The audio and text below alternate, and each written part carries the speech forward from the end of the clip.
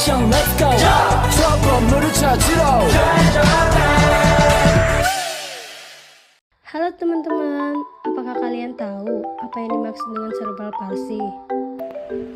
Cerebral palsy merupakan kondisi yang menggambarkan sekelompok gangguan akibat adanya kerusakan dan progresif pada otak sehingga berdampak pada aktivitas motorik, kecerdasan sensoris, dan bahasa. Anatomi dan fisiologi. Otak terdiri dari dua jenis sel, yaitu sel glia dan neuron. Otak manusia memiliki berat antara 1.300 hingga 1.400 gram dan memiliki sekitar 100 miliar sel saraf. Sistem saraf terdiri atas dua, yaitu sistem saraf tepi dan sistem saraf pusat. Sistem saraf pusat pada manusia dibedakan menjadi tiga, yaitu otak besar atau cerebrum, otak kecil atau cerebellum, dan batang otak atau brainstem. Kunci pergerakan pada sendi ankle yang pertama, plantar dan dorsofleksi terjadi pada bidang sagital. Yang kedua, abduksi dan adduksi terjadi pada bidang transversal. Yang ketiga, inversi dan eversi terjadi pada bidang frontal. Bisa kita lihat pada gambar di samping. Kombinasi gerakan-gerakan tersebut pada sendi subtalar dan tibiotalar menciptakan gerakan tiga dimensi, yaitu pronasi dan supinasi. Kedua istilah tersebut mendefinisikan posisi permukaan pelantar kaki. Selama supinasi, kombinasi dari plantar fleksi, inversi, dan abduksi menyebabkan telapak kaki menghadap ke medial, sedangkan selama pronasi, kombinasi dorsofleksi, eversi, dan abduksi memposisikan telapak kaki menghadap ke lateral. Keseluruhan pada bidang sagital antara lain 65 derajat dan 75 derajat, bergerak 10 derajat sampai 20 derajat pada posisi dorsifleksi hingga 40 derajat sampai 55 derajat pada plantar fleksi. Rentang gerak total pada bidang frontal kira-kira 35 derajat, di mana inversi 23 derajat dan eversi 12 derajat. Berdasarkan data dari Riskesdas, prevalensi anak cacat dengan cerebral palsy pada umur 24-59 bulan di tahun 2010 menunjukkan angka 0,09%. Dan berdasarkan jenis kelaminnya, penderita cerebral palsy lebih banyak diderita oleh laki-laki dibandingkan perempuan. Hal ini ditinjau berdasarkan studi epidemiologi. Namun untuk alasan klinis perbedaan tersebut masih belum dapat dipastikan. Etiologi dari cerebral palsy dapat dibagi menjadi tiga bagian, yaitu yang pertama pada masa prenatal, terjadinya infeksi obstetrik, asfiksia intrauterin, plasenta previa atau kelainan tali pusat. Yang kedua, masa neonatal atau perinatal, seperti hipoksia, perdarahan intrakranial, dan kelahiran prematur. Yang terakhir, pada masa pasca natal, terjadinya infeksi meningitis dan penyakit kuning.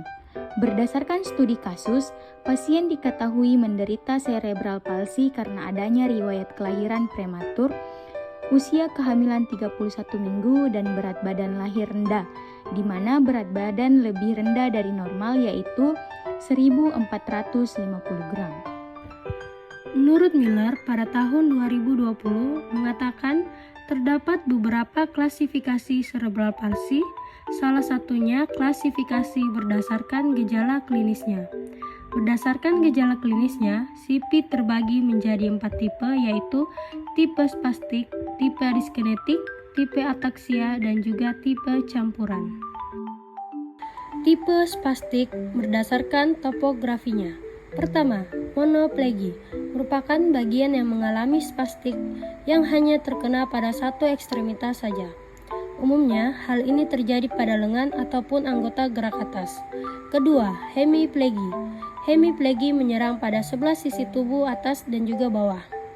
Ketiga, diplegia merupakan kekakuan yang terjadi pada dua anggota gerak. Keempat, paraplegia, yaitu kelumpuhan pada kedua tungkai.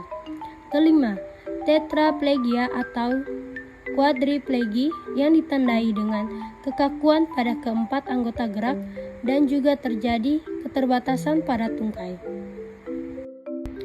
Selanjutnya, tipe kedua dari cerebral palsy yaitu tipe dyskinetik.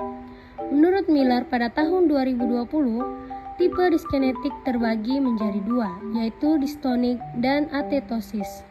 Distonik ditandai dengan gerakan yang dihasilkan lambat dan berulang-ulang sehingga menyebabkan gerakan melilit atau meliuk-liuk dan yang abnormal. Sedangkan atetosis ditandai dengan gerakan tambahan yang tidak dapat dikontrol khususnya pada lengan, tangan, dan kaki serta di sekitar mulut. Selanjutnya, tipe ataksia. Menurut Anindita dan Apsari pada tahun 2019, penderita cerebral palsy tipe ataksik sebanyak 5% mengalami pola gerakan gemetar. Tipe ini terjadi kerusakan pada cerebellum sehingga mempengaruhi koordinasi gerakan, keseimbangan, dan juga gangguan postur.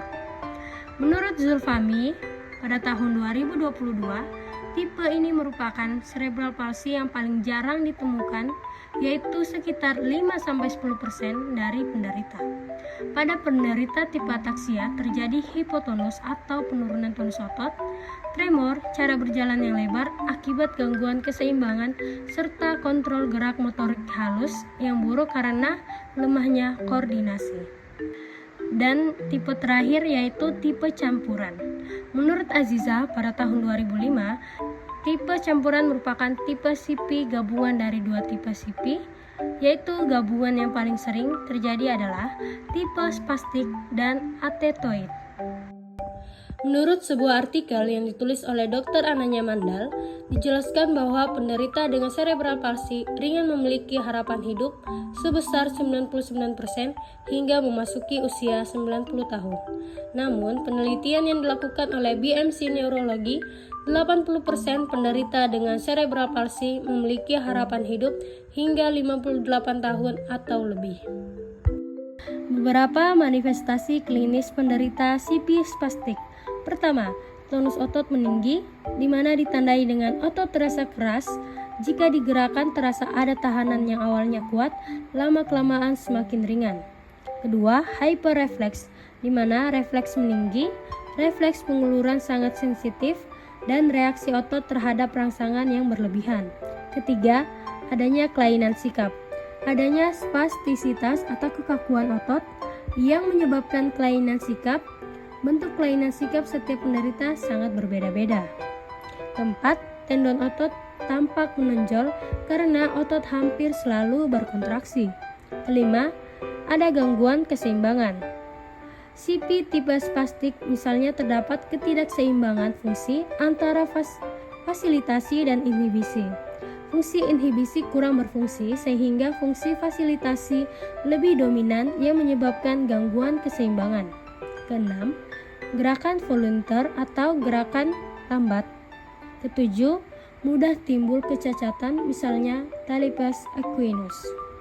Selanjutnya kita masuk pada manajemen fisioterapi. Pasien datang bersama ibunya ke fisioterapi. Saat memasuki ruangan, pasien tampak berjalan sambil dipapah. Sambil mengamati pasien dapat diketahui inspeksi dinamisnya, yaitu pasien menggunakan AVO saat berjalan dengan pola jalan yang tampak abnormal dengan fase heel strike dan fase mid swing yang singkat. Setelah berada di dalam ruangan, selanjutnya kita memberikan anamnesis kepada pasien, history taking, serta memberikan pemeriksaan screening awal berupa KPSP dan juga DDST. Berikut data-data dari anamnesis, antropometri, pemeriksaan screening awal, dan juga history taking.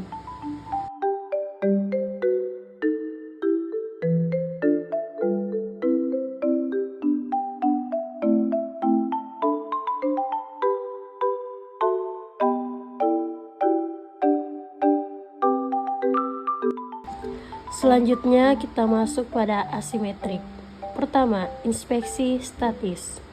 Saat melakukan inspeksi statis, pasien memiliki bahu yang tampak tidak simetris dan kaki kiri yang tampak varus. Saat dilakukan palpasi pada regio yang bermasalah, didapatkan bahwa suhu regio tersebut normal, tidak ada udem, kontur kulit yang normal, dan terdapat spasme pada musculus gastrocnemius, musculus soleus, dan musculus tibialis.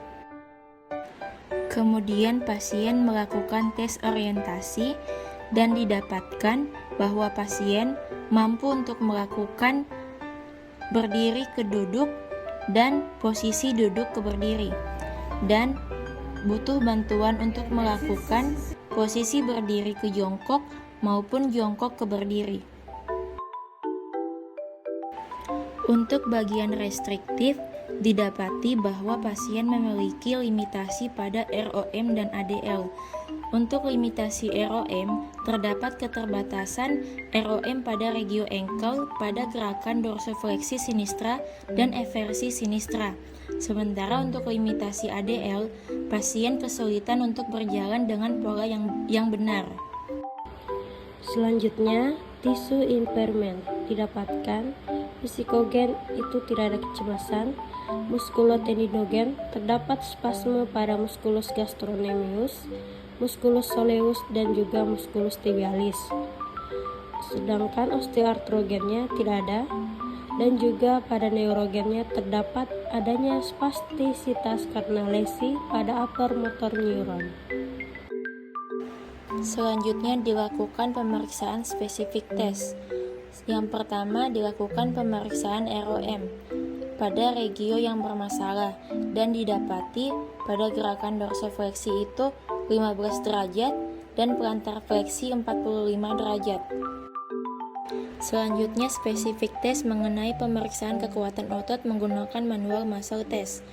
Untuk back muscle-nya mendapatkan skor 4 dengan interpretasi mampu melawan tahanan minimal. Pada back muscle menggunakan latihan bridging. Kemudian untuk abdominal test menggunakan latihan SLR dengan skor 3 dengan interpretasi mampu melawan gravitasi. Selanjutnya melakukan spesifik test berupa pemeriksaan fungsional. Yang pertama, pemeriksaan fungsional dengan GMFCS dengan hasil 2 serta interpretasi mampu berjalan mandiri tanpa alat bantu di dalam ruangan, tetapi memiliki keterbatasan dalam berjalan di luar rumah dan lingkungan masyarakat. Kemudian MACS dengan hasil 1 serta interpretasi fungsi tangan mandiri tanpa memegang objek. Kemudian CFCS dengan hasil 2 serta interpretasi fungsi komunikasi efektif tetapi sedikit lambat dengan orang lain atau terapis saat awal sesi. Kemudian EDACS dengan hasil 1 serta interpretasi fungsi makan dan minum mandiri secara aman dan mandiri. Kemudian FIM dengan hasil 6 serta interpretasi relatif mandiri. Selanjutnya spesifik tes pediatric balance scale atau yang disingkat PBL yang merupakan modifikasi dari per balance scale yang digunakan untuk melihat keseimbangan pada anak usia sekolah. Pediatric balance scale sendiri mempunyai 14 item penilaian dengan masing-masing mempunyai skor 0 sampai 4, 0 nilai terendah dan 4 nilai tertinggi. Dan masing-masing nilai 0 sampai 4 pada setiap item itu mempunyai interpretasi yang berbeda. Untuk nilai tertinggi apabila dijumlahkan itu mendapatkan nilai 56. Tapi untuk pasien sendiri atas nama Ananda N itu mempunyai nilai 47.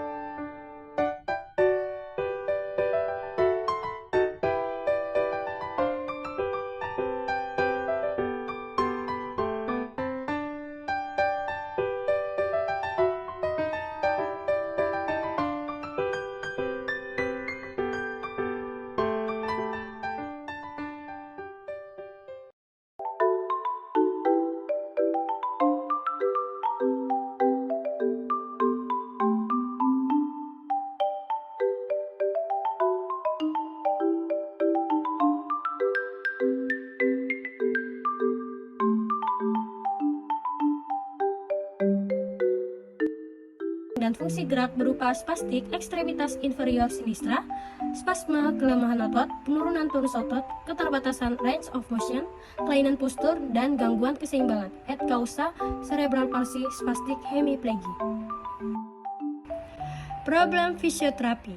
Pertama, primer, terdapat spastik ekstremitas inferior sinistra.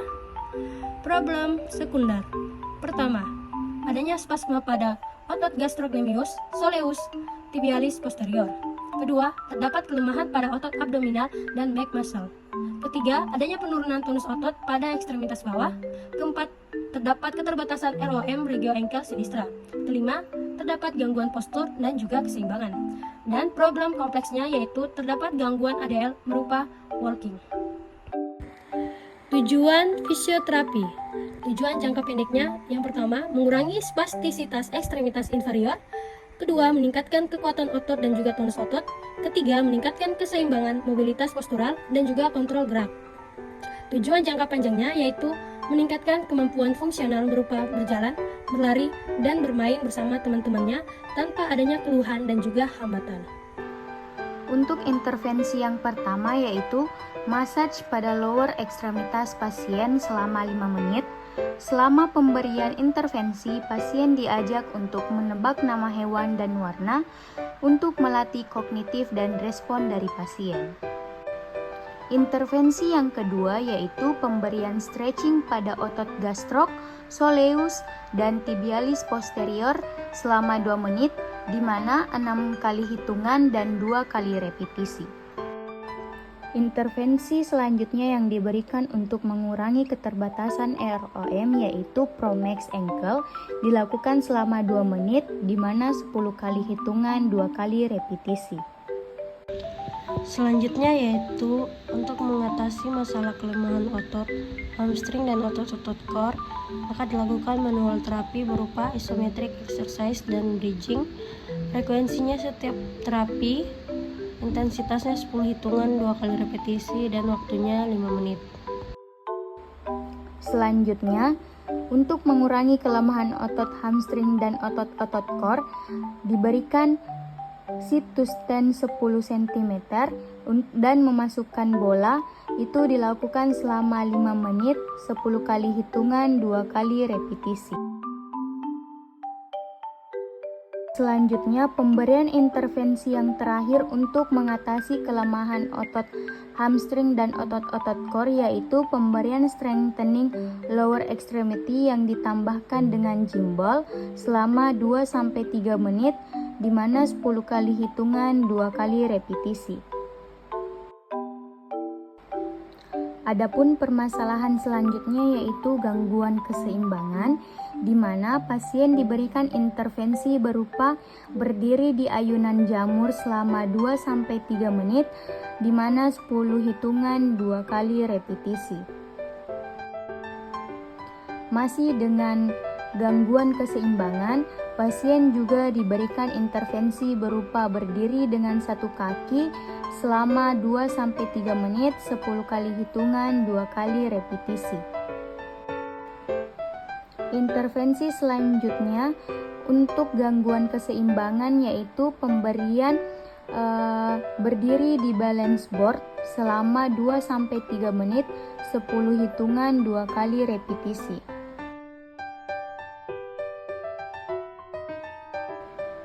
Yang terakhir, untuk mengatasi gangguan keseimbangan dari pasien yaitu pemberian jam, di mana dilakukan selama 3-5 menit, 3 langkah, 10 kali repetisi.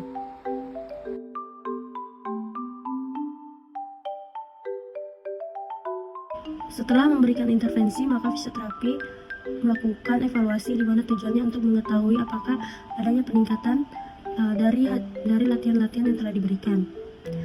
Berikut hasil dari evaluasinya. Nah, selanjutnya home program, di mana home program ini diberikan agar si pasien dapat melakukan latihan-latihan di rumah.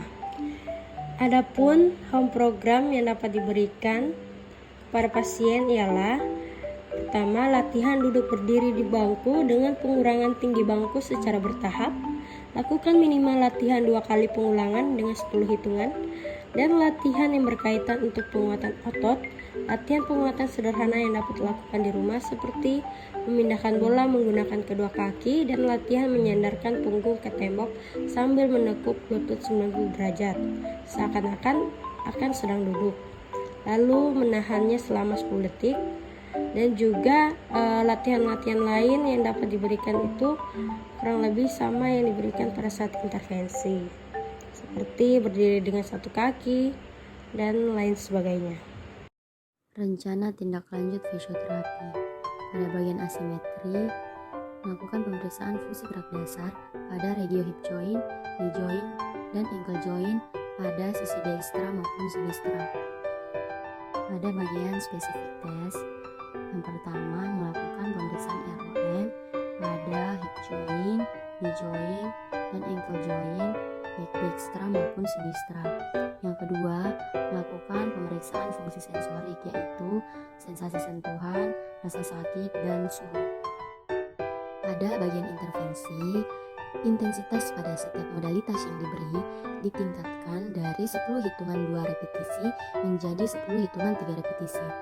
Ada juga beberapa tambahan modalitas seperti yang pertama pada bagian preliminary exercise, modalitas elektroterapi menggunakan infrared. Kemudian pada bagian keterbatasan ROM dilakukan Aromax ankle. Selanjutnya pada bagian ADL ditambahkan untuk exercise towel curl.